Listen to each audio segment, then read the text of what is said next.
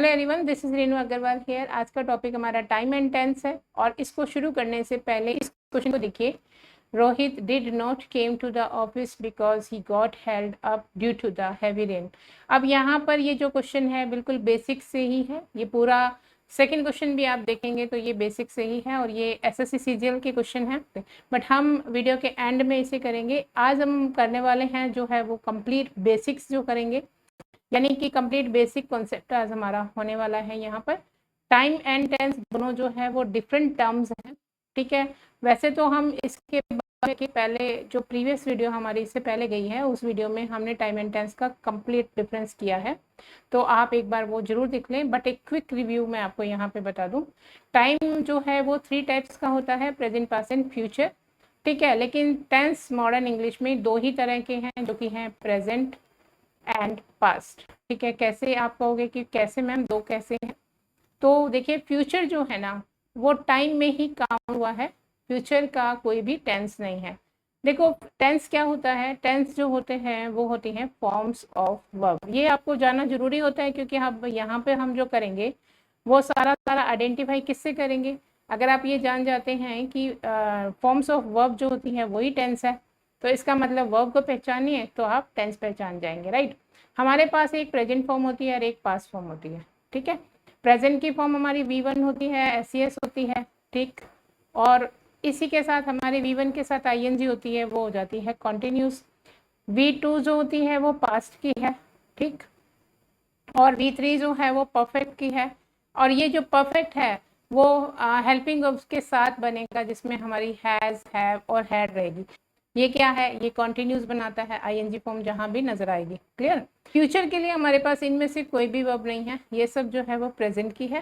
Future के लिए हमारे पास या तो हम इसे विल शैल से बनाते हैं, अगर आपको आइडेंटिफाई करना है तो आपको जहाँ विल शैल दिखेगा that will be future tense ना। वैसे तो ये टाइम है क्योंकि हमने ये वर्ब यूज की है, तो ये वर्ब से हमारा टेंस बन सकता है। उसके बाद इस फ्यूचर को अगर हम शो करना चाहें तो हम बी गोइंग टू के साथ भी शो कर सकते हैं, लेकिन ये टेंस चेंज हो जाएगा, टेंस वो नहीं रहेगा, फ्यूचर नहीं बनेगा। बी की जो फॉर्म्स रहेगी, बी की फॉर्म्स क्या होती है, बी जो है वो इज, एम, आर, ये हमारी प्रेजेंट की। देखिए यहाँ से शुरू कर दीजिए, बस ध्यान देना, ये हो जाएगा प्रेजेंट, ठीक है। सारा स्ट्रक्चर तैयार हो जाएगा। इसके बाद होती है वॉज वर, ये होता है आपका पास्ट, ठीक है। अब इनके साथ जब हमेशा आप लगाएंगे V1 ING, हम एक्टिव वॉइस की बात कर रहे हैं, ठीक है। और अगर ये पैसिव वॉइस में स्ट्रक्चर हो तो आप इसके साथ V3 लगा देते हैं, क्लियर। क्योंकि टेंस जब करते हैं तो आपको एक्टिव और पैसिव दोनों ही स्ट्रक्चर का ध्यान रखना पड़ता है। मैंने बहुत सारे क्वेश्चंस कराए हैं जिसमें मैंने आपको बताया है कि टेंस करते समय एक तो हमें ये ध्यान रखना है कि इसमें टेंस की फॉर्म कौन सी जाएगी, और एक ये ध्यान रखना है कि टेंस सेंटेंस की स्ट्रक्चर एक्टिव है या पैसिव है, उसी के अकॉर्डिंग एक्टिव जो हमारी फॉर्म होती है और पैसिव फॉर्म होती है उसके अकॉर्डिंग ही जाती है, क्लियर। अब यहाँ से ये पता लग गया ये तो कॉन्टिन्यूस है, यानी ये तो कॉन्टिन्यूस जहाँ पे ये दिखेगा ये कॉन्टिन्यूस बनाएगा, क्लियर।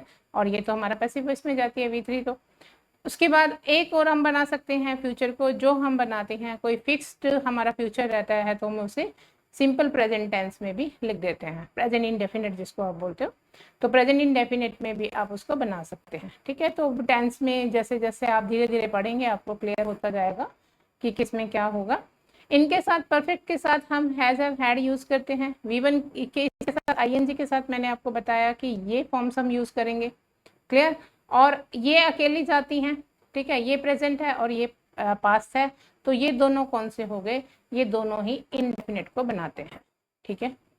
ये दोनों इंडेफिनिट को बनाते हैं, क्लियर। ये जो प्रेजेंट में जैसे मैं अभी आपको पढ़ा रही हूँ, अभी मैंने आपको कुछ फॉर्म्स के बारे में बताया, अगर सम टाइम में देखें तो वो पास्ट हो गया, लेकिन अगर हम इसमें टेंस में देखें तो वो कहीं ना कहीं ये बीच का जो टाइम होता है इसमें हम रिसेंट जो काम होता है और उसका असर जो यहाँ भी रहता है उसको हम प्रेजेंट परफेक्ट बोलते हैं, ठीक है। तो टेंस और टाइम जो है वो बिल्कुल डिफरेंट रहता है, क्लियर। और बाकी डिफरेंसेस आप एक बार वीडियो जरूर देख लीजिएगा, आपको क्लियर हो जाएंगे। टाइप्स ऑफ वर्ब्स क्या है, देखिए टाइप्स ऑफ वर्ब्स में हमारे पास एक होती है मेन वर्ब, एक होती है ऑक्सिलरी वर्ब्स। मेन वर्ब्स में हमारे पास होती है जैसे खाना, पीना, रोना, सोना, ये सब आ जाती हैं, ठीक है। इन्हीं की फॉर्म्स हम पढ़ते हैं V1 V2, इन्हीं के साथ हम ING फॉर्म लगाते हैं।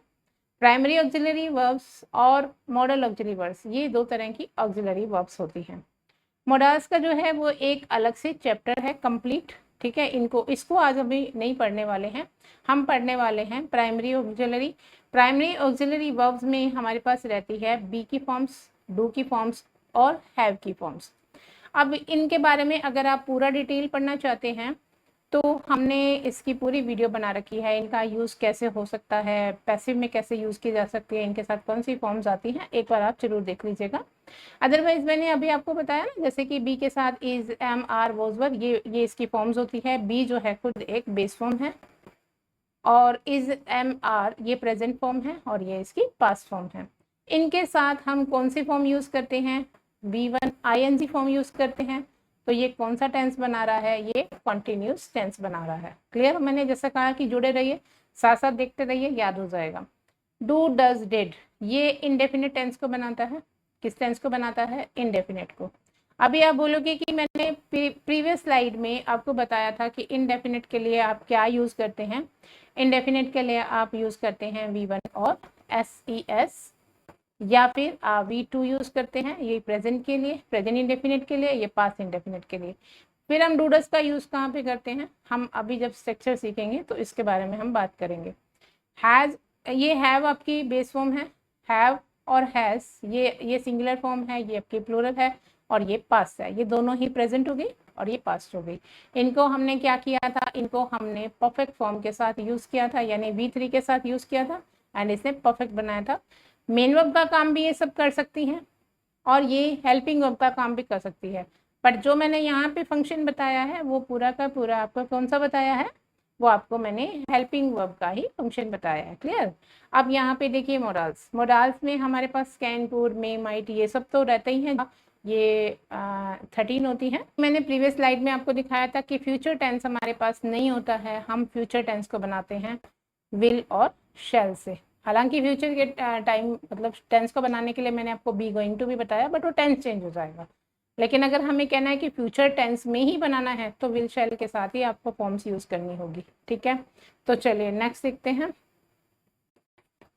अब मेन वर्ब्स के बारे में बात कर लेते हैं। जैसे मैंने आपको बताई थी कि ये 5 फॉर्म्स होती हैं, और इनके सारे नाम जो मैं ऑलरेडी बता चुकी हूँ।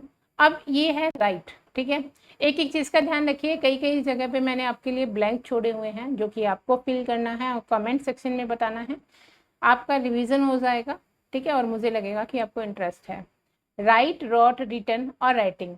यहाँ पे अक्सर मैंने देखा है बच्चे जो रिटन की स्पेलिंग है वो और राइटिंग की स्पेलिंग, देखिए रिटन में डबल टी होगा लेकिन राइटिंग में डबल टी नहीं होगा। ठीक है, ये प्रेजेंट की है, ये प्रेजेंट की है। जैसा मैंने आपको ये बताया था V1 और V1 के साथ SES।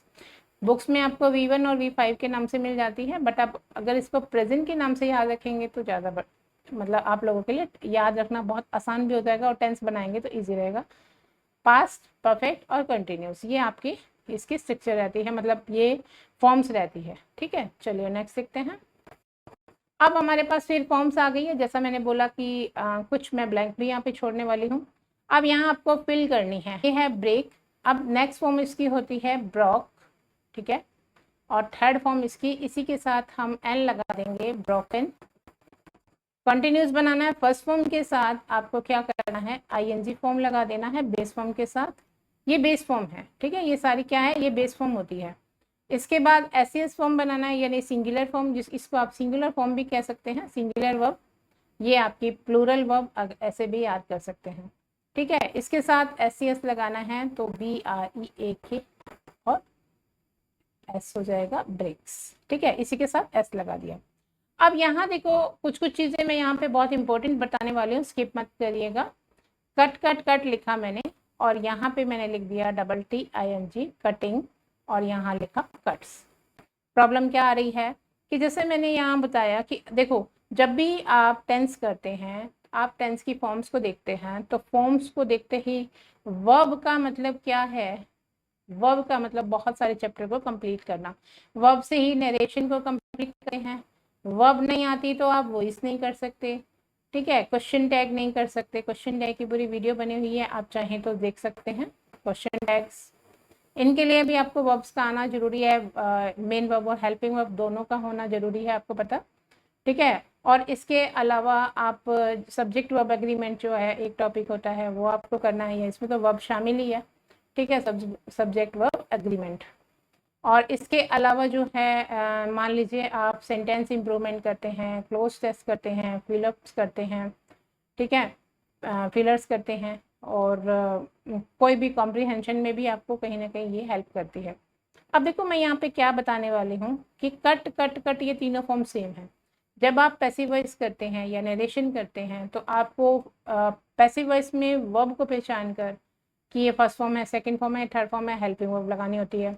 इसमें आपको वर्ब चेंज करनी होती है, ठीक है, फर्स्ट है तो सेकंड में जाना है, किस में जाना है, कैसे नहीं, किस में नहीं जाना होता वो तो हम देखिए नरेशन करते हैं उसी में पता लगता है। वैसे मैंने नरेशन भी आप लोगों को करवा रखे हैं, वॉइस भी मैंने बहुत सारी वीडियोस आपको ऑलरेडी करवा रखी है।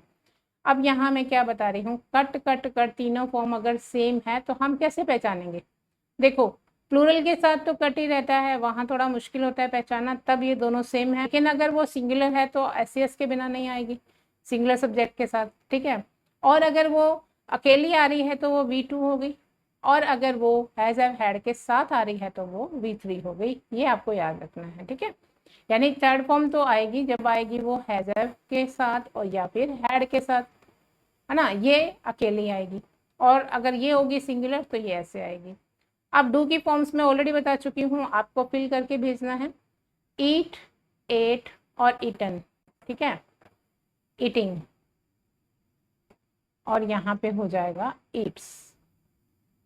रीड, इसकी फॉर्म जो है वो कट की तरह है बट इसकी प्रोनाउंसिएशन चेंज हो जाती है। ये रीड है तो इसे पढ़ा जाता है रेड, रेड, और रीडिंग इधर हो जाएगा रीड्स। ओके, नेक्स्ट है रिंग, यहाँ पे हम वॉल चेंज करेंगे। इसी तरह से सिंग की कर लीजिएगा, यहाँ पे सिंग की भी बन जाएगी आपके लिए रिंग, रैंग, सिंग, सैंग, इधर हो जाएगी संग, यहाँ पहले रंग लिख लीजिएगा और इधर हो जाएगी संग, और ऊपर हो जाएगा रिंगिंग, सिंगिंग, और इधर हो जाएगा रिंग्स, सिंग्स। तो आपको ये फॉर्म्स याद हो गई होंगी, है ना। राइट की मैंने पीछे करवा दी है प्रीवियस स्लाइड में, आपको फिल करनी है, तो ये आपके लिए क्वेश्चन मार्क है, आपको फिल करके और कमेंट सेक्शन में लिखना है। तो मुझे भी लगेगा कि आपने प्रीवियस से ही थोड़ा लर्न कर लिया है। चलिए नेक्स्ट देखते हैं, पाते हैं टाइप्स ऑफ टेंसेस कितने हैं, ठीक है। तो काइंड्स ऑफ टेंसेस में हमारे पास टोटल देखिए, जैसे मैंने कहा प्रेजेंट और पास्ट दो ही होते हैं, लेकिन फ्यूचर को हमें बनाना होता है विल शैल से, तो ये 3 तरह के होते हैं और इनके सब पार्ट्स होते हैं कितने, 4 सब पार्ट्स होते हैं। तो ये आपके टोटल हो जाते हैं 12 टेंसेस। क्लियर, तो इनके नाम भी देख लेते हैं क्या क्या होते हैं, प्रेजेंट, पास्ट एंड फ्यूचर। अब इन सभी के जो हैं ये 4 नेम है। ये हो गया आपका इनडेफिनेट, है ना, कंटिन्यूस, परफेक्ट और परफेक्ट कॉन्टिन्यूस। अब यहाँ पे स्किप मत कीजिए, देखिए इनडेफिनेट का मतलब यहाँ आप इसको सिंपल भी बोल सकते हैं, थोड़ा सा डिफरेंस रहता है इनकी फॉर्म्स में। वो फॉर्म्स होती है, सिंपल फॉर्म कह लीजिए, इंडेफिनिट फॉर्म कह लीजिए। सिंपल में क्या है, जो आप इज एम आर यूज कर रहे थे, जैसा कि मैंने आपको बताया था, इज एम आर, ये वॉज वर, ये ड्यूअल इन नेचर होती है, ये आपकी मेन वर्ब की तरह भी काम कर सकती है। तो आप इसके लिए एक प्राइमरी ऑक्सिलरी वर्ब बी जो मैंने करवा रखा है जरूर देख लीजिएगा। और इसके बाद हमेशा ही एक कॉम्प्लीमेंट आता है। क्या आता है, कॉम्प्लीमेंट, मतलब इसके बाद एक ऑब्जेक्ट नहीं आता, ये कॉम्प्लीमेंट होता है यहाँ पर, यहाँ सब्जेक्ट के बाद, ठीक है। ये मेन वर्ब का काम कर रही होती है। ये हमें डायरेक्टली इस वर्ब में और इस वर्ब में डिफरेंस क्या है, जब हम ईट लगाते हैं तो नेगेटिव बनाते समय हमें कहीं ना कहीं डू, डज या फिर डिड की जरूरत पड़ती है। लेकिन जब हम ये लिखते हैं तो इनके डायरेक्ट बाद हम नॉट लिख सकते हैं। इन्हीं को बाहर लाकर हम इनके साथ क्या कर सकते हैं, इंट्रोगेटिव सेंटेंस बना सकते हैं। तो इन्हें आप एक बार जरूर देख लीजिएगा, काफ़ी आपको काम आने वाला है, हर जगह पर ज़रूरत पड़ेगी। चलिए नेक्स्ट है कॉन्टिन्यूस। कॉन्टिन्यूस, कोई भी काम कंटिन्यू करते हो तो कहीं ना कहीं प्रोग्रेस होती है या नहीं, ठीक है, या तो वही रह जाते हो। तो इस टेंस का नाम एक और है जो है प्रोग्रेसिव। इसी तरह यहाँ प्रोग्रेसिव लिख सकते हैं, प्रेजेंट परफेक्ट प्रोग्रेसिव। ओके, अब देखिए जब आप इसको प्रेजेंट इंडेफिनिट बोल रहे हैं तो प्रेजेंट पहले बोला जा रहा है, सिंपल प्रेजेंट बोल रहे हैं तो प्रेजेंट बाद में बोला जा रहा है, तो बोलने के तरीके में भी डिफरेंस हो जाता है थोड़ा। बाकी सबके साथ यही सेम प्रोसेस है। चलिए नेक्स्ट देखते हैं। अब टेंस चार्ट की जो मतलब हम कह सकते हैं कि जो स्ट्रक्चर है बेसिकली जहाँ पे बच्चों को प्रॉब्लम आती है, इम्पोर्टेंट है। टेंस चार्ट जो हमारा होता है बहुत से बच्चों को दिक्कत आती है इसके अंदर, तो सिंपली हम इसको लर्न करेंगे कि हमें पहले बनाना है प्रेजेंट का इनडेफिनेट, ठीक है, प्रेजेंट का कॉन्टिन्यूस, प्रेजेंट का परफेक्ट बनाना है और भी परफेक्ट कॉन्टिन्यूस बनाना है। तो पहले इनडेफिनेट बना लेते हैं। इनडेफिनेट में देखो मैं वैसे डिफरेंस बताते हुए चल रही हूँ। V1 का मतलब आप समझिएगा प्रेजेंट, V2 का मतलब समझिएगा पास्ट, और दोनों ही इनडेफिनेट है। V1 प्रेजेंट, V2 जो हो गया आपका पास्ट, दोनों ही आपके इनडेफिनेट है, ठीक है। तो ये देखो दोनों में क्या है, एक और चीज आपने यहाँ नोटिस की होगी कि यहाँ कोई भी हेल्पिंग वर्ब नहीं है, नो हेल्पिंग वर्ब है ना, नो हेल्पिंग वर्ब यूज है, अब ये नहीं है, ठीक है। और अब यहाँ पे देखिए यहाँ है कॉन्टिन्यूस, कॉन्टिन्यूस मैंने कहा किससे बनेगा, इज एम आर, बी की फॉर्म से बनेगा, वॉज वर्ब पास हो जाएगा, बी की फॉर्म से बनेगा। अगर आपका कंटिन्यू है तो आईएनजी फॉर्म लेगा, क्लियर, आईएनजी तो लेगा ही लेगा ना, तो तीनों दोनों में हमने आईएनजी लगा दिया। वैसे आप यहाँ याद कर सकते हैं कि तीनों में ही हमने आईएनजी लगा दिया, ये फॉर्म्स याद हो गई। अब आती है परफेक्ट। परफेक्ट में मैंने कहा था कि हैज हैव यूज करेंगे, V3 यूज करेंगे, हैड यूज करेंगे, V3 यूज करेंगे। ये प्रेजेंट का है, हैज हैड जो है वो आपका किसका है, पास्ट का है, V3 है तो परफेक्ट हो गया।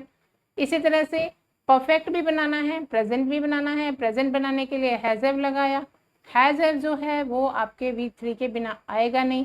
फॉर्म जो है हमें यहाँ पे हेल्पिंग वर्ब जो है वो बी की यूज करनी है, बी की यूज की तो हमारे पास क्या आ गया, यहाँ पर बीन आ गया, ठीक है, बीन आ गया। क्यों यूज करनी है, आपने कहा यहाँ पे तो नहीं यूज करी हमने, यहाँ क्यों यूज करनी है, क्योंकि आगे दिख रहा है ना आईएनजी फॉर्म लगानी है। आईएनजी फॉर्म बिना बी की फॉर्म्स के कैसे लगाएंगे, तो हमने यहाँ पर वर्ब की थर्ड फॉर्म लगा दी। तो देखिए हैज हैव लेगा वर्ब की थर्ड फॉर्म, और ये जो बीन है वो लेगा आपको आईएनजी फॉर्म।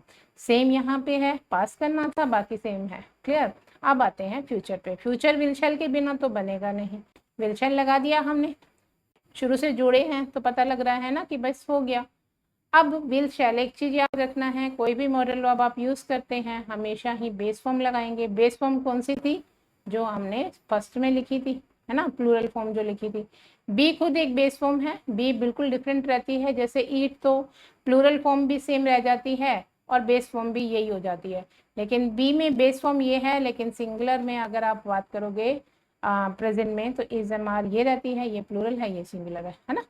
अब देखिए यहाँ पे है विल और शेल, विल और शेल, विल और शेल, विल और शेल, यहाँ तो हमें पता लग गया फ्यूचर है तो बनाना ही पड़ेगा। उसके बाद यहाँ पे मॉडल वर्ब के साथ बेस फॉर्म आ जाएगी, जो भी बेस फॉर्म रहेगी।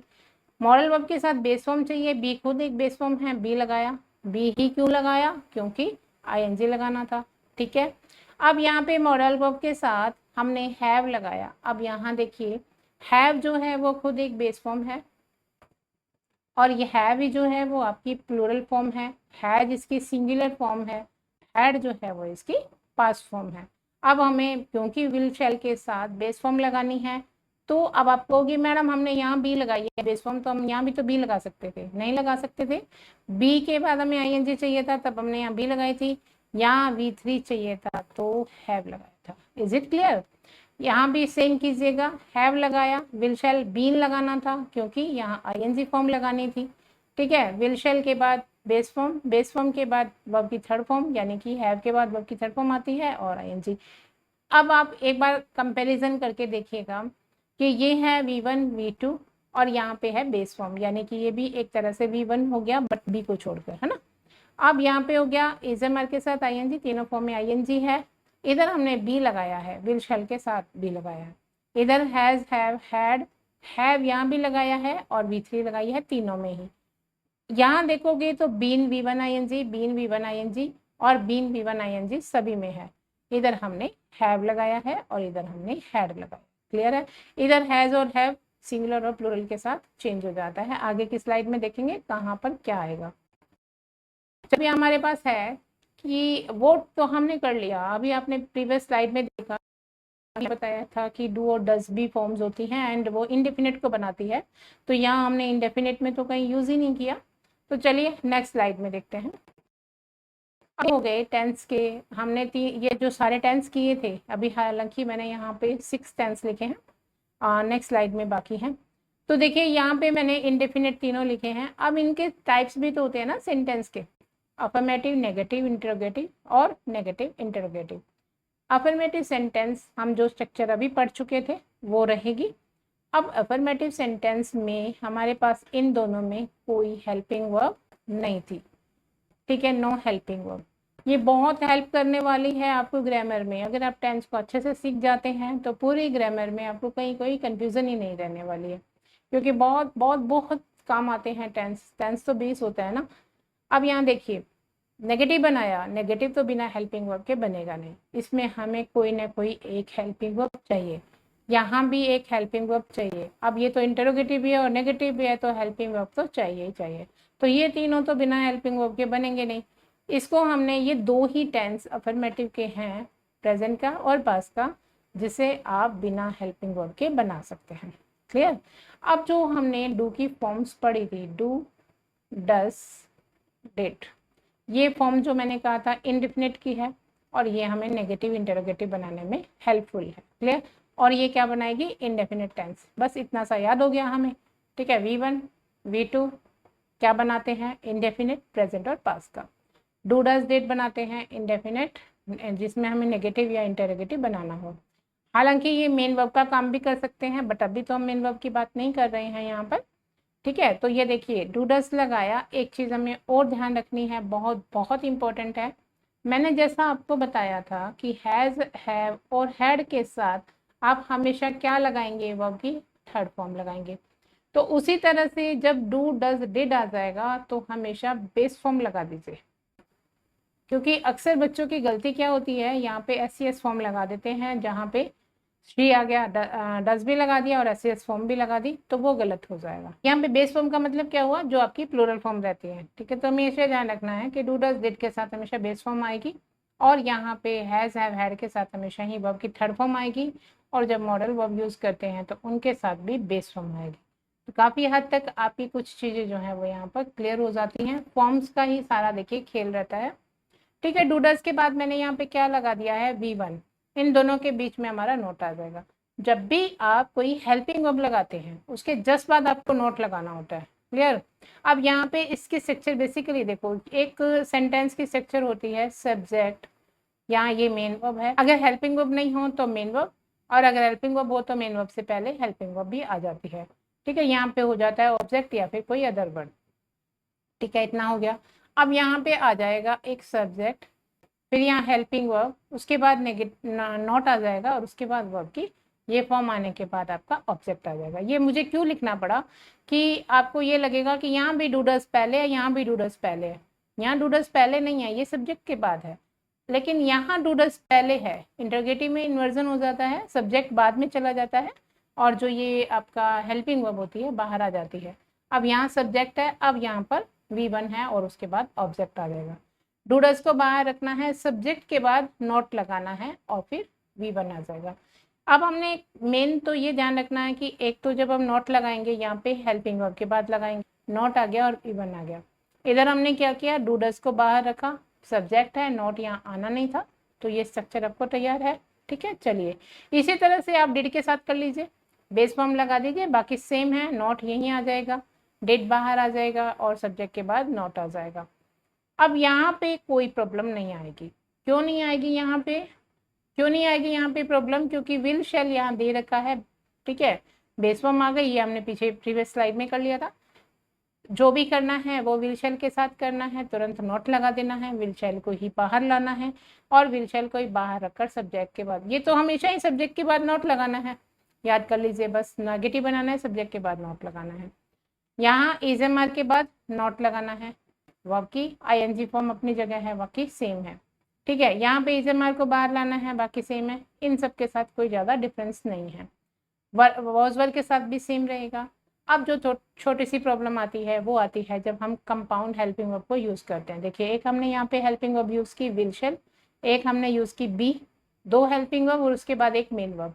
अब यहाँ पे हमें क्या करना है, छेड़ना सिर्फ विल शैल को है। विल शैल के बाद नॉट लगा दीजिए, बी और V1 ING अपनी जगह रहने दीजिए। विल शैल को बाहर ले आइए, बी और V1 ING अपनी जगह रहने दीजिए। विल शैल सब्जेक्ट के बाद नॉट लगाना ही है, बी और V1 ING। ऐसे नहीं भी याद रहता, बच्चे अक्सर क्या करते हैं, बच्चे अक्सर विल और शैल के बाद बी लगाकर और फिर नॉट लगा देते हैं, ये गलत हो जाएगा। क्या याद रखिए, बी के बाद आपका हमेशा V1 ING आना चाहिए, ठीक है, ये ध्यान रखना है। जैसा मैंने आपको प्रीवियस स्लाइड में बताया था कि सब्जेक्ट, वर्ब एंड ऑब्जेक्ट या फिर कोई अदर वर्ड जैसे इसकी स्ट्रक्चर रहती है। अब यहाँ पे हमारे पास प्रेजेंट भी है, परफेक्ट भी है, तो अफर्मेटिव में हैज़ और V3 हो गया, हैज़ नॉट आ गया, इसके बाद V3 हो गया, हैज़ के बाद सब्जेक्ट और V3 आ गया, यानी हैज़ को बाहर निकाल दिया, हेल्पिंग वर्ब आप, तो सेम है, सब्जेक्ट के बाद नॉट आ गया। अब इसमें भी सेम कर लीजिए, यहाँ पे है विल शैल के बाद हैव, तो छेड़ना किसे था, विल शैल को, विल शैल के बाद ही नोट लगाना है। फॉर्म जो है वो हैव के साथ ही रखिए, have V3 have V3 have V3 सब में ये रखिए। सब्जेक्ट के बाद नॉट लगा दीजिए, विल शैल को बाहर ले आइए, इंटरोगेटिव बन जाएगा।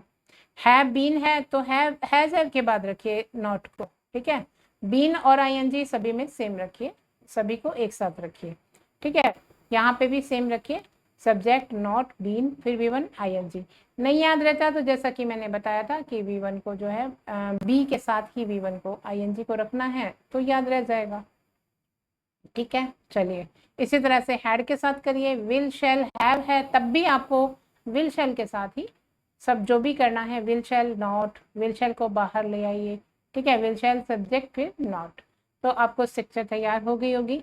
अगर आपको ये समझ में आई है तो आप अपना कमेंट सेक्शन में जरूर लिख के बताइएगा। लेकिन अभी आगे और देखिए, अब हमारी बात आती है कि सब्जेक्ट वर्ब एग्रीमेंट। अब देखो यहाँ पे जैसा मैंने यहाँ पे आपको बताया था, एक होता है डू और एक होता है डस, दोनों प्रेजेंट के बता दिए। यहाँ मैंने बताया कि V1 और V1 SES, ये भी होता है V1 के साथ S और ES फॉर्म। अब इसका क्या मतलब है, किसके साथ डू लगाएं किसका डस लगाएं, ये है तो अपने कौन सी फॉर्म्स, प्रेजेंट की फॉर्म है, तो इसको जरूरत है कि वर्ब जो है वो सब्जेक्ट के साथ अग्री करनी चाहिए। कौन से सब्जेक्ट के साथ कौन सी वर्ब आएगी, तो यहाँ मैंने पहले कुछ ये पर्सनल प्रोनाउंस लिखे हैं, first person, second person and third person. I और वी सिंगुलर प्लूरल, इसको एक बार आप सिंगुलर में मैंने यहाँ लिख दिया है, अदरवाइज इसके साथ एक्सेप्शन है, मैं आपको बता दूंगी अभी। यू जो है सिंगुलर भी माना जाता है, प्लूरल भी माना जाता है, और ये जो है ही और शी और इट, ये तीनों जो सिंगुलर है, और दे जो है वो आपका प्लूरल है। चलिए अब नेक्स्ट देखते हैं कि कौन सी वर्ब किसके साथ जाएगी। देखिए डू डस, अब जो आप कहोगे डिड को तो लिखा ही नहीं, डिड के साथ सब एक ही है ना, इसमें तो सब्जेक्ट पर सभी के साथ सेम ही है, ठीक है, लेकिन जो जो अलग हो सकती हैं वो हमने लिखी है। डू प्लूरल वर्ब है, सिंगुलर प्लूरल सिंगुलर, इस तरह से हमने सभी लिख दी है। अब यहाँ पे देखिए इनमें से हमने आई को छोड़ दिया है, वी यू और दे ये प्लूरल है, ठीक है, और उसके बाद प्लूरल नाउन, कोई भी प्लूरल नाउन होगा उनके साथ आपको ये वर्ब यूज करनी है। ही शी इट और सिंगुलर नाउन के साथ आपको ये यूज करनी है। आप इसके लिए एक और लाइन भी याद कर सकते हैं, मान लीजिए आप सीधा कह सकते हैं, ये कौन से हैं, ये थर्ड पर्सन है तीनों, और नाउन तो थर्ड पर्सन होता ही है, तो आप यूं कह सकते हैं कि थर्ड पर्सन सिंगुलर के साथ, जो थर्ड पर्सन सिंगुलर होगा उसके साथ आप सिंगुलर वर्ब यूज करेंगे, ठीक है। ये एक ही लाइन में मैंने क्यों बताया। अब देखो, अब आप कहोगे कि ये जो आई है, अभी हम इसके एक्सेप्शन देख लेते हैं, ये जो आई है क्या ये प्लूरल है, नहीं है, सिंगुलर है ना। क्या ये थर्ड पर्सन है, ये थर्ड पर्सन भी नहीं है, तो ये एक्सेप्शन में आ जाता है। आई जो है ना ही तो ये थर्ड पर्सन सिंगुलर है, ठीक है, क्यों नहीं है third person singular, third person singular नहीं है, ठीक है, ना ही ये प्लूरल है, ना ये प्लूरल है। अब के साथ वर्ब्स कौन सी लगेगी, आई के साथ अगर हम बात करें, आई अगर एज ए प्रोनाउन यूज हो रहा है तो इसके साथ एम यूज हो रहा है, वॉज यूज हो रहा है, दोनों ही क्या है आपकी सिंगुलर वर्ब्स है, ठीक है। आई के साथ डू हैव और V1 हम यूज कर रहे हैं, वो सारी प्लूरल वर्ब्स यूज कर रहे हैं, ठीक है। एक मैं आपको यहाँ पे इंपॉर्टेंट बात बताना चाहूंगी, वो ये देखो, अभी मैंने आपको यहाँ पे लिख के दिखा कि ये थर्ड पर्सन सिंगुलर नहीं है, लेकिन जब ये प्रोनाउन है तब थर्ड पर्सन सिंगुलर नहीं है। आई को हम थर्ड पर्सन सिंगुलर भी मान सकते हैं। कब? देखो ए बी सी ये हमारे जो है वो लेटर्स होते हैं, एक कंप्लीट अल्फाबेट में ये लेटर्स होते हैं। तो जब आई जो ये ए जब हमारा थर्ड पर्सन हो सकता है तो आई क्यों नहीं हो सकता? ठीक है, आई एक प्रोनाउन है। अगर मैं यूँ लिखना चाहूँ आई इज अ प्रोनाउन, आई एक प्रोनाउन है, अगर मैं ऐसे लिखना चाहूँ, ठीक है, तो आई यहाँ पे क्या है? अभी आई के साथ मैंने इज लगाया है, क्यों? क्योंकि ये थर्ड पर्सन सिंगुलर हो गया है।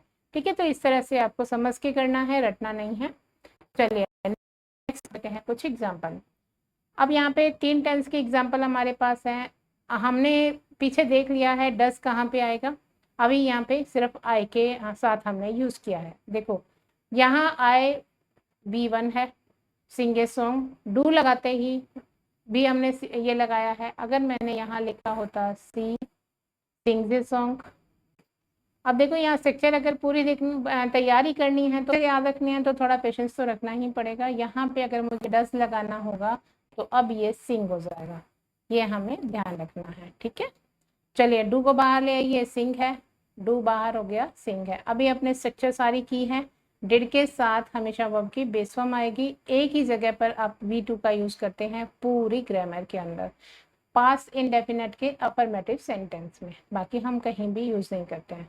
ठीक है, डिड के साथ V1, डिड के साथ V1, पास्ट इंडेफिनिट में भी सिर्फ अफर्मेटिव में। ठीक है, अब यहाँ पे हमने एक और चीज यहाँ देखनी है, आई और वी के साथ हम शेल का यूज करते हैं, बाकी बचे उनके साथ विल का।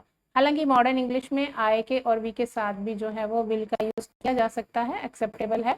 बट फिर भी अगर मान लीजिए आपको दे दिया जाए exam point of view choose करना है तो शेल आएगा, अदरवाइज कोई एरर वाली बात नहीं है।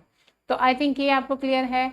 अब ये देख लीजिए कि प्रेजेंट इंडेफिनिट टेंस में हम ये बोलते हैं कि मैं गाना गाता हूँ, मतलब हमेशा ही जो काम आप करते हैं, हैबिचुअल एक्शन, यूनिवर्सल ट्रूथ। एक ही बात में आप समझ लीजिए जो यूनिवर्सल ट्रूथ होता है वो भी होता है, होता रहेगा हमेशा के लिए, है ना। हैबिचुअल एक्शन है वो भी वही सेम चीज़ रहती है। ठीक है, जो कोई डेली रूटीन है वो भी होता है, होता रहेगा और पहले भी होता था, तो ये सारा सेम ही है और ये हमेशा प्रेजेंट में रहता है। V2 जो पास्ट का हैबिचुअल एक्शन भी हो सकता है, जो पास्ट में गाना गाया मतलब एक बार गाया वो भी हो सकता है। ठीक है, और फ्यूचर में तो मतलब जो आप काम करेंगे। चलिए नेक्स्ट देखिए, ये जो मैंने आपको प्रीवियस स्लाइड बताई थी ये वही है। नेक्स्ट में हमारे पास है कि आई के साथ ही हमने यूज़ किया हुआ है, ये सेम स्ट्रक्चर है, आपको यहाँ पे कंफ्यूज होने की ज़रूरत नहीं है। बट यहाँ मैं थोड़ा सा इतना बताना चाहूँगी, कॉन्टिन्यूस को हम कब यूज़ करते हैं। देखो जैसे पृथ्वी सूर्य के चारों ओर चक्कर लगाती है, तो अगर हम कहेंगे वो भी तो लगाती थी, लगाती है, लगाती रहेगी, और लगा रही भी तो है। अगर मैं कहूँ कि पृथ्वी सूर्य के चारों चक्कर लगा रही है तो क्या मैं इस टेंस में लिख सकती हूँ उसे? नहीं लिख सकती, क्योंकि ये टेंस हमेशा टेम्परेरी एक्शन को बताता है और जो इनडेफिनिट टेंस था वो टेम्परेरी को नहीं परमानेंट को बताता है। तो ये दोनों का डिफरेंस रहता है। क्लियर? पास्ट कंटिन्यूस में जो पास्ट में हो रहा था, ठीक है, और फ्यूचर में जो होगा। ओके, चलिए नेक्स्ट में चलिए। स्ट्रक्चर मैं ऑलरेडी आपको बता चुकी हूँ तो आपका टाइम नहीं खराब करूँगी। यहाँ पर एक ही सेंटेंस को मैंने यहाँ पे लिया है।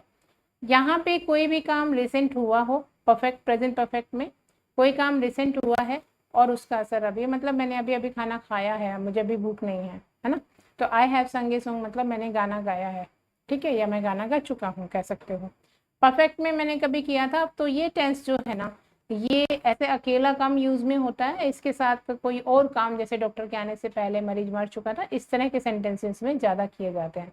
यानी एक एक्शन पहले ख़त्म हो गया, एक एक्शन बाद में हुआ, तो इनको हम टेंस के साथ साथ अच्छे से डिटेल में सीखी जाएंगे, तो ये उसमें काम आता है। फ्यूचर परफेक्ट में कभी फ्यूचर टाइम में जैसे कोई गिवन है और उस टाइम तक वो काम हो चुका होगा। ठीक है, चलिए नेक्स्ट देखते हैं। नेक्स्ट है हमारा, इसमें एक चीज़ हमें समझने की है कि ये जो टेंस है उसमें हमारा काम, जैसे प्रेजेंट परफेक्ट टेंस की बात करूं तो यहाँ पे कोई भी काम 2 घंटे से, ये मैंने सब में सेम लिखा है। यानी एक चीज़ और देख लीजिएगा, एक होता है फॉर और एक होता है सिंस। सिंस का यूज हम करते हैं पॉइंट ऑफ टाइम बताने के लिए, इसकी भी एक कंप्लीट वीडियो बनी हुई है, आप देख लीजिएगा। फॉर का टाइम होता है बताने के लिए होता है पीरियड ऑफ टाइम के लिए, period of time. Period of time का मतलब क्या है? ड्यूरेशन बताने के लिए। आप है ना साथ साथ हमारे जुड़े रहिए, आपको बहुत कुछ मिल जाएगा यहाँ पर। अब यहाँ पे देखिए कि हमने लिखा आई हैव बीन सिंगिंग, मैं मतलब गाना गा रहा हूँ। अब आप कहोगे ये भी तो कंटिन्यूस बन सकता है, बट इसने बताया कि ये सिर्फ कंटिन्यू नहीं, ये परफेक्ट कंटिन्यूस बन सकता है। कितने समय से ये काम हो रहा है। अगर यहाँ होता 2 o'clock, ठीक है, 2 hours की जगह 2 o'clock होता तो यहाँ पर सिंस लग जाता। ये इन सभी में सेम है कि मैं इतने टाइम से गाना गा रहा हूँ, मैं इतने टाइम से गाना गा रहा था, और मैं इतने टाइम तक मतलब गाना गा चुका हूँ, गा रहा हूँगा, 2 घंटे से गाना गा रहा हूँगा। अब यहाँ पे जैसे मैंने यहाँ पे लगाया सिंस, यहाँ पे आप सिंस नहीं लगा सकते। देखो सिंस का मतलब क्या हो रहा है कि मैं 2 घंटे से गाना गा रहा हूँ, तो ये टाइम बीत गया है, 2 घंटे बीत गया, तो सिंस पास्ट के लिए यूज होता है। लेकिन फ्यूचर में आप कह रहे हो कि 2 घंटे से गाना गा रहे होगे, तो ना तो ये 2 घंटे अभी आए हैं ना ही बीते हैं, तो तब आपको यहाँ पे फ्रॉम लगाना होगा सिंस की जगह पर। बाकी फोर लगा सकते हैं ड्यूरेशन के लिए, लेकिन यहाँ पे फ्रॉम लगाना होगा, ठीक है। यहाँ पे 2 घंटे से तो ठीक है, 2 hours कर दिया आपने, लेकिन अगर आपको कहना हो ना 2 o'clock से, तब आपको यहाँ पे सिंस की जगह पर फ्रॉम लगाना चाहिए, ठीक है, फ्रॉम लगेगा। बात समझ में आ गई। आप कहते हो मैं मंडे से शुरू करूंगा, यानी मैं फ्रॉम मंडे, सिंस मंडे तो नहीं बोलते हो ना, फ्रॉम मंडे बोलते हो, तो यही डिफरेंस रहता है यहाँ पर। चलिए अब हैं यहाँ कुछ क्वेश्चन। पहले हम ये देख लेते हैं कि मैंने कुछ चीज़ें बताई थी आपको कि SES लगता है, वो किसके साथ लगता है। कुछ वर्ड्स याद कर लीजिएगा यहाँ पे।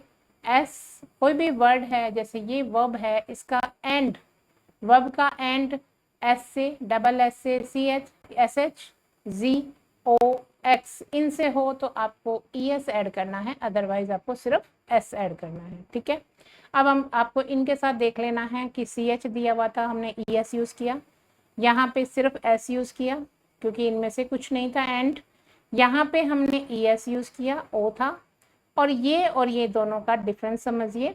देखो यहाँ पे मेरे पास है PAY, यानी यहाँ एक वॉल दिया हुआ है, यानी Y से पहले एक वॉल दिया हुआ हो तो सिर्फ S ऐड कर दीजिए। एक्सेप्शंस भी होते हैं, बट अभी हम यहाँ पे उनकी बात नहीं कर रहे हैं। बट यहाँ पे देखेंगे स्टडी लिखा हुआ है, तो यहाँ आपको Y से पहले क्या दिख रहा है, कॉन्सोनेंट। वॉल कॉन्सोनेंट, कॉन्सोनेंट होते हैं व्यंजन, ठीक है, AEIOU को छोड़कर, AEIOU वॉल होते हैं, बाकी सब कॉन्सोनेंट होते हैं। ये 5 वॉल्स के अलावा 21 जो होते हैं कॉन्सोनेंट होते हैं। तब आप क्या करिए, Y को हटाकर IES लगा दीजिए। कैसे याद रखें कि वॉवल से पहले IES लगाना था या कैसे लगाना था। देखो अगर मेरे पास ये है और मैंने IES और लगा दिया तो मेरे पास 3 वॉल आ रहे हैं, थोड़ा ऐसे याद कर लीजिएगा, ठीक है। चलिए, तो ये नहीं हो, मतलब ये नहीं होगा और ये होगा आपका पेज। नेक्स्ट देख लेते हैं कुछ और वर्ब्स। यहाँ है SH यानी ब्रश, तो ES लगा दिया, डबल Z ES लगा दिया, X था ES लगा दिया, X था ES लगा दिया, डबल S था ES लगा दिया। आई होप ये अभी क्लियर है आप। चलिए अब आपको कुछ क्वेश्चंस करवा लेते हैं। अभी तक आपने क्या सीखा। अगर आप कमेंट सेक्शन में वीडियो को पॉज करके आंसर करना चाहें तो आंसर जरूर कीजिएगा, हमारी मेहनत सफल हो जाएगी। चलिए है अब हमारे पास question number 1। My uncle often send या सेंड्स मी प्रेजेंट्स। काफ़ी क्वेश्चंस आते हैं इस तरह के एग्जाम में। माय अंकल एक सिंगुलर पर्सन है, यानी कि सिंगुलर सब्जेक्ट। सिंगुलर सब्जेक्ट है तो वर्ब भी सिंगुलर लेगा। वर्ब सिंगुलर कौन सी होती है, जब SES लग जाता है ना। हमने क्या देखा था एक प्रीवियस स्लाइड में, मैं आपको एक चीज़ दिखा रही हूँ। यहाँ आप देखिए प्रीवियस स्लाइड में मैंने आपको दिखाया था ना कि ये जो है एस से एंड हो रहा है, एस से एंड हो रहा है, एस से और एस से, यानी जिनका एंड एस से हो रहा है वो सारी वर्ब्स कौन सी है, सिंगुलर वर्ब्स हैं। वर्ब के पीछे SES लगा दीजिएगा, वो सिंगुलर हो जाएगा। नाउन के पीछे SES लगाने से वो प्लूरल हो जाते हैं। हमें सिंगुलर वर्ब चूज करनी थी, हमने चूज की सेंस। इट के साथ कौन सी आएगी, ये है थर्ड पर्सन सिंगुलर, तो क्या आ जाएगा, रेन्स, ठीक है। इसे हम जल्दी जल्दी कर रहे हैं, कोई डाउट है तो आप कमेंट सेक्शन में जरूर लिख के बताइएगा, किसी भी शॉर्ट वीडियो के थ्रू मैं आपको वो डाउट क्लियर कर दूंगी। नेक्स्ट है वी स्पेंड या स्पेंस। वी जो है वो क्या है, प्लूरल है, तो प्लूरल वर्ब लगा दीजिए। A lot of time on English grammar. English grammar पर हम बहुत सारा समय बिताते हैं। यू वेस्ट या वेस्ट, यू जो है वो हमेशा सिंगुलर प्लूरल दोनों है, बट वर्ब जो है हमेशा ही प्लूरल लेता है, ठीक है। Your time in idle talk, बिना मतलब कि जो है आइडल टॉक में आप समय बिताते हैं। चलिए नेक्स्ट क्वेश्चन है हमारे, डू डज फिल करना है। My father dash not, my father के साथ डज आ जाएगा, माई फादर है तो डज आ जाएगा क्योंकि सिंगुलर है। यू के साथ डू आएगा क्योंकि सिंगुलर और प्लूरल सेम रहता है, वर्ब जो है वो प्लूरल लेता है। इट के साथ डज आ जाएगा। बहुत जल्दी जल्दी करवा रही हूँ मैं ये, कोई डाउट है तो बता दीजिएगा। आई के साथ डू आएगा, ठीक है। अब नेक्स्ट में आप देखिएगा कि हमें चेंज करना है किस में। पहले तो ये बताइए टेंस कौन सा है, तो वर्ब की फर्स्ट फॉर्म दी हुई है तो प्रेजेंट इंडेफिनिट टेंस हो गया, ठीक है। और कौन सा हो गया, अफर्मेटिव विदाउट एनी वो। मान लीजिए यहाँ पे मैंने दिया होता ना, I do go for a walk daily, तो ये सेंटेंस गलत नहीं है, ठीक है। ये जब डू के साथ भी हम फॉर्म लगा रहे हैं तो हमने गो लगाया है। अगर मान लीजिए शी आता है तो डज लगा देते, she does go for a walk daily. जब आप ऐसा सेंटेंस देखें तो ये मत समझिएगा कि मैम की पूरी स्ट्रक्चर में ऐसी कोई स्ट्रक्चर नहीं थी। ये एम्फेटिक सेंटेंसेस होते हैं जब हम कहते हैं कि मैं जाता तो हूँ, मतलब किसी बात पे जोर देने के लिए कि मैं डेली जाता तो हूँ वॉक पर, तो जाता तो हूँ सेंस में हम इसे यूज़ करते हैं, तब हम इसको यूज़ कर लेते हैं। इसकी जगह पर जब पास्ट हो तो डिड हो जाएगा। इन्होंने क्या पूछा है, क्या हमें यहाँ पर किस में चेंज करना है, नेगेटिव में चेंज करना है। देखिए V1 है, कोई हेल्पिंग वर्ब नहीं, नेगेटिव सेंटेंस बिना हेल्पिंग वर्ब बनेगा नहीं। V1 है तो डू डज लगाना पड़ेगा। डू डज में से मैं कौन सा लगाऊं, क्योंकि मेरे को यहाँ पे दिख ही नहीं रहा है SES, तो मुझे क्या लगाना है, डू लगाना है। बाकी मुझे पता है आई के साथ डू आता है, तो मैंने यहाँ पे बना दिया I do not go for a walk daily, है ना, यही बनेगा फॉर ए वॉक डेली। तो ये आपका सेंटेंस हो गया नेगेटिव में। चलिए नेक्स्ट देखिए, नेक्स्ट सेंटेंस है irregular work does not bring success. अगर आप रेगुलर वर्क नहीं करते हैं तो इरेगुलर वर्क, रेगुलर और इरेगुलर अपोजिट हो गए एक दूसरे के, तो अनियमित काम से सक्सेस नहीं मिलती है। अब यहाँ पे इंट्रोगेटिव में चेंज करना है, डज लगा रखा है, डज को बाहर ले आइए बस। तो आपको क्या करना है, डज इरेगुलर वर्क आपका सब्जेक्ट है, यहाँ लिख दीजिए इरेगुलर वर्क, डज में बाहर ले आई, नॉट मुझे हटाना है, बाकी सेम लिख दीजिए ब्रिंग सक्सेस। क्लियर हो गया। चलो नेक्स्ट देख लेते हैं हम। नेक्स्ट क्वेश्चन है why does she make a lot of noise. Present indefinite का टेंस है, इंटरोगेटिव सेंटेंस है। एक चीज हमने वहां पर नहीं देखी थी, वो ये कि जो हमारे इंटरोगेटिव सेंटेंसेस होते हैं वो दो तरह के होते हैं, एक होता है WH वर्ड और एक होते हैं येस नो टाइप। जो येस नो टाइप थे उसकी सेक्शन हमने सीख ली थी कि हेल्पिंग वर्ब को बाहर ले आइए, WH वर्ड में क्या करिए, उसी हेल्पिंग वर्ब के साथ WH वर्ड लगा दीजिए। बाकी एक वीडियो मैंने इसकी पूरी डिटेल्ड वीडियो बना रखी है जिसमें मैंने WH वर्ड वाले इंटरोगेटिव सेंटेंस बनाए हैं, प्लीज़ आप वो देख लीजिएगा, क्योंकि यहाँ पे काफ़ी सारे अगर करने बैठे तो बहुत वीडियो जो है वो लंबी हो जाएगी। अब यहाँ पे हमने क्या किया, अगर मेरा ये सेंटेंस इतना ही होता, does she make a lot of noise, क्या वो बहुत ज़्यादा शोर मचाती है, आंसर होता है येस और नो। मैंने लिखा वाई डज शी, मतलब क्यों मचाती है, तो मुझे इसका रीज़न देना पड़ेगा, तब आप येस नो में आंसर नहीं कर सकते। अब आपको डज दिया हुआ है, आपको अफर्मेटिव में चेंज करना है, यानी कि आपको WH वर्ड भी हटा देना है, यहाँ से डज भी हटा देना है, डज वाला तो होता ही नहीं अफर्मेटिव में।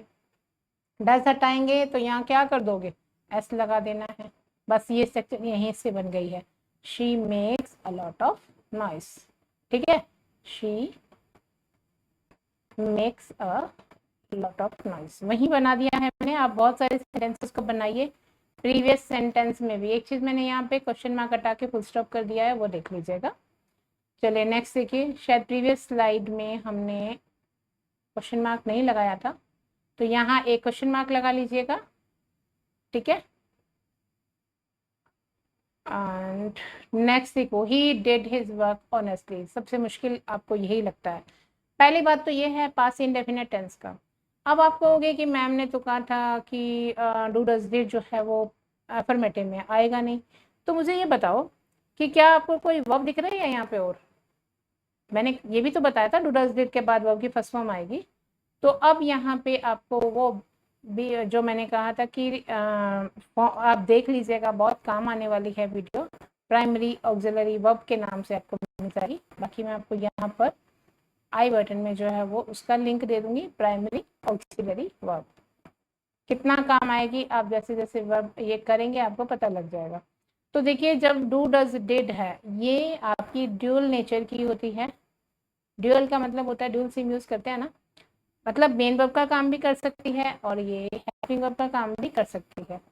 जब ये मेन वर्ब का काम कर रही है तो इसके साथ कोई भी और दूसरी मेन वर्ब नहीं है, ठीक है। अब डिड क्या है, पास्ट है, पास्ट है तो ये V2 मानी जाएगी। अब मुझे इसमें क्या करना है, मुझे नेगेटिव बनाना है। अब देखो, अगर मेरे पास सेंटेंस होता कि ही मेड ए केक, उसने एक केक बनाया, ठीक है, मेड V2 है। अब मैंने ये नेगेटिव में बनाया, ही डिड नॉट मेक, मैंने यहाँ पे मेक कर दिया, क्या कर दिया, मेक कर दिया, वर्ब की फर्स्ट फॉर्म लगा दी, did not make a cake, ये बनाया। अब यहाँ पे मुझे वही तो करना है, मैंने किया ही डिड नॉट, ये मैंने डिड नॉट कौन सा लगाया, ये मैंने डिड नॉट ये वाला लगाया जो मुझे एक हेल्पिंग वर्ब लगानी थी, ठीक है। अब ये मेन वर्ब है, ये मेड की जगह पर आई हुई है, ठीक है। अब इसकी फर्स्ट फॉर्म क्या होगी, do, he did not do his work honestly. I think अभी आपको ये क्लियर हो गया होगा कि ये मेन वर्ब का काम कर रहा है, ठीक है। अब इसको इंटरोगेटिव में चेंज करना है, that will be your homework, आपको कमेंट सेक्शन में इसे बताना है, ठीक है। नेक्स्ट हमारा है the earth moves around the sun, करना क्या है, आइडेंटिफाई करना है टेंस कौन सा है। मूव्स दिया हुआ है, एक चीज और याद रखिएगा, the earth moves around the sun universal truth है, प्रेजेंट इंडेफिनिट में रहेगा। वैसे भी ये V1 है और SES फॉर्म है, फॉर्म से पहचानना है तो ये हमारा हो गया present indefinite tense. ING form इसमें है नहीं, कंटिन्यूस हो नहीं सकता, V3 इसमें है नहीं, परफेक्ट हो नहीं सकता। आई थिंक अभी हमें समझ में आ गया। Does she play football, does they रखा है, डज इंडेफिनिट को बनाता है, तो हमारे पास प्रेजेंट और पास्ट दो इंडेफिनिट दे रखे हैं। इंडेफिनिट में अगर हम पास्ट की बात करें तो डिड होना चाहिए था, प्रेजेंट की बात करें तो डज दे रखा है, ठीक है, क्लियर हो गया। चलिए नेक्स्ट में चलते हैं। She knows how to cook, ये हाउ को मत देखिए, हाउ टू कुक तो मतलब वो जानती है खाना बनाना, क्वेश्चन नहीं है ये। यहाँ से हमारा चेंज करना है हमें किसमें, नेगेटिव में। ध्यान रखना है, पहले क्वेश्चन को जरूर पढ़ना है कि चेंज किस में करना है, इंट्रोगेटिव में नहीं करना है, नेगेटिव में करना है। तो नेगेटिव में करना है, यहाँ पे दे रखा है शी के साथ डज लगा के रख लीजिए। पहले खुद से बनाइए, गलती होने के चांस नहीं रहते। शी डज नॉट, अब ये नो हो जाएगा, नो। अब वहां से उठाइए, कौन सी स्ट्रक्चर बन रही है, ये तो हो नहीं सकती, डज बाहर है, इंट्रोगेटिव सेंटेंस बन रहा है। शी डज नॉट नो या शी डज नॉट नोज, तो हमारा हो जाएगा सी। अब नेक्स्ट क्वेश्चन है, the bell does not ring, change करना है इनटू अफर्मेटिव। डज नॉट को हटा दीजिए, डज को हटाते हैं तो यहाँ पे एस लगाते हैं। सेंटेंस की स्ट्रक्चर पहचानिए कौन सा है, the bell rings at 12, the bell rings at 12, ठीक है। चलो अब आ गया हमारा वो क्वेश्चन जो हमने फर्स्ट स्लाइड में देखा था, जो हमारा SSC का क्वेश्चन है, ठीक है। बस बेसिक से ही करेंगे आप अभी। रोहित डिड, डिड है, नोट है, वर्ब कौन सी फॉर्म दे रखी है, V2, तो हमारी गलती हमें मिल गई है। डू डज डिड के साथ कौन सी फॉर्म आनी चाहिए थी, बस इतनी सी तो बात याद रखनी थी, बेस फॉर्म आनी चाहिए थी। अब हमें बस यहाँ क्या काम करना है, वर्ब्स को लर्न करना है। आज आपने जितनी भी वर्ब्स यहाँ पे सीखी है, आप कमेंट सेक्शन में बता दीजिएगा कि ये वर्ब्स आप रिपीट कर सकते हैं, कम, केम, कम, ठीक है। अब आप कंफ्यूज होगे कि ये भी कम है, ये भी कम है, कैसे पता लगेगा। वही एक ही तरीका है कि ये जब आएगी वो हैज है, हैड के साथ आएगी, तब ये वर्ब की थर्ड फॉर्म है, अदरवाइज ये वर्ब की फर्स्ट फॉर्म है। तो ये V2 हो गई है, V2 की जगह पे क्या आना चाहिए था, फर्स्ट फॉर्म आनी चाहिए थी, ठीक है। तो अब यहाँ पे ना केवल हमने ये सीखा कि गलती कहाँ पर है, जबकि ठीक क्या करना था, यानी कि सेंटेंस इंप्रूवमेंट भी यहाँ पर हमने सीख लिया। अब कौन सा यहाँ पे ABC में से आएगा, आपका C जो है वो रॉन्ग हो गया है, ठीक है। यहीं पे गलती है ना, केम आ रहा है। इसी तरह से next question, why did not you submitted, submitted V2 आ रहा है, डिड है, सेम क्वेश्चन SSC का है, ये भी अभी रिसेंट ही आया है। तो यहाँ पे भी आपकी यही गलती हो गई है, सबमिट आना चाहिए था, ED नहीं लगना चाहिए था, यहाँ पे सबमिटेड नहीं होना चाहिए था। ठीक है। आई होप आपको वीडियो पसंद आई होगी। अगर आपको वीडियो पसंद आई है शेयर कर दीजिए, लाइक कर दीजिए। Thanks for watching.